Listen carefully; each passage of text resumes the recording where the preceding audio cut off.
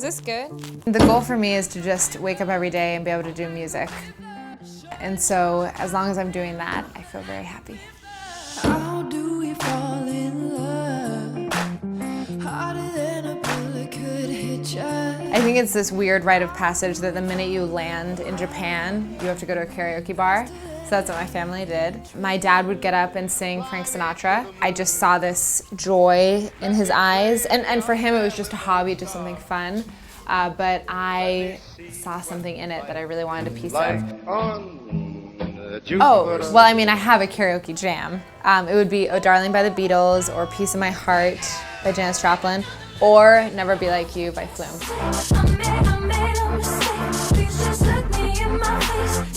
I mean, maybe Wild Horses, because it has that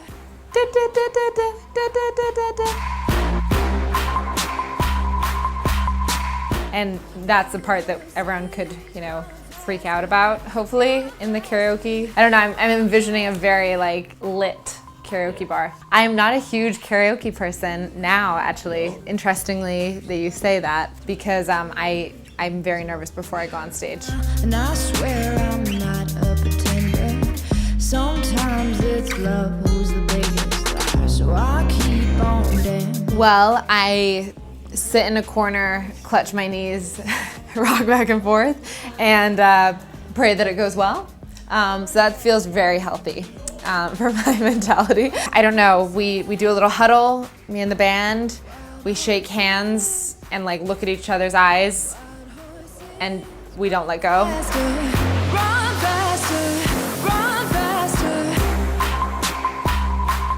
At the end of the shows, I'm honestly just chugging water, because our shows are very high intensity. It's non-stop jumping, non-stop movement, running back and forth. I'm always drenched in sweat. Like, my eyes are like burning from the sweat. So it's kind of similar to like after you work out. I try to go through 5 bottles of water after a show. Wild horses run faster, run faster, run faster. Well, I took lessons when I lived in Hong Kong. I took them for 8 years with this singing teacher named Christine Sampson.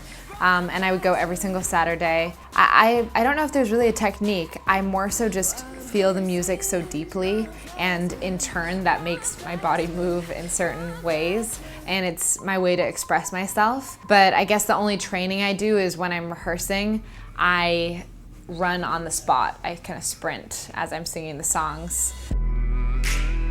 Lay my heart down, laid it down for you, laid it down for you.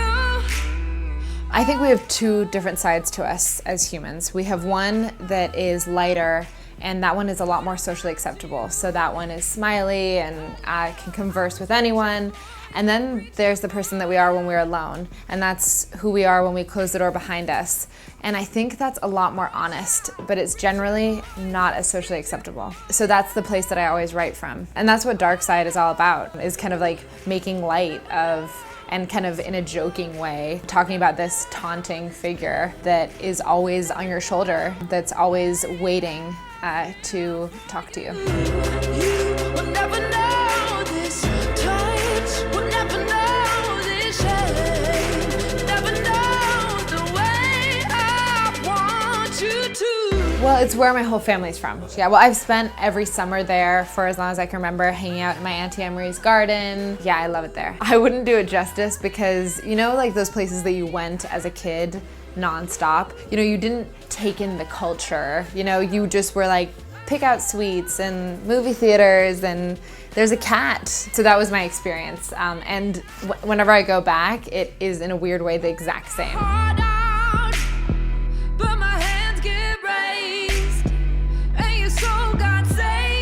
Oh my gosh. Well, I knew from a very young age I could never compete with the queen that is Sarah McLaughlin. And so from a very young age, I knew that I would have to change it. And it's kind of great having it be Bishop Briggs, because every time I introduce myself, I'm reminded of my family that has supported me so much, and I'm reminded of where I came from.